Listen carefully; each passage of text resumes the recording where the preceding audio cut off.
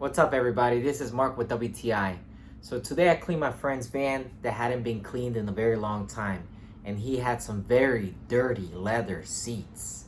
So I want to show you why I enjoy using Quick Detailer by Chemical, guys.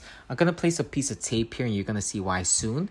I'm then going to give it a couple sprays with my Quick Detailer, making sure I get all those cracks and crevices. Then with my scrubbing sponge, I'm going to give it some good old elbow grease. Again, making sure I get all that dirt and grime in those cracks and crevices. And I bet you could already see the difference. I then dry it out and buff it out with a cleaning towel. And look at the difference from one side to the other. This step took me a few minutes. And now I know what a clean leather seat should look like. So not only did the leather seats get cleaned, but this Quick Detailer contains vitamin E and aloe, as well as a leather scent. So it looks good, it feels good, and it smells good.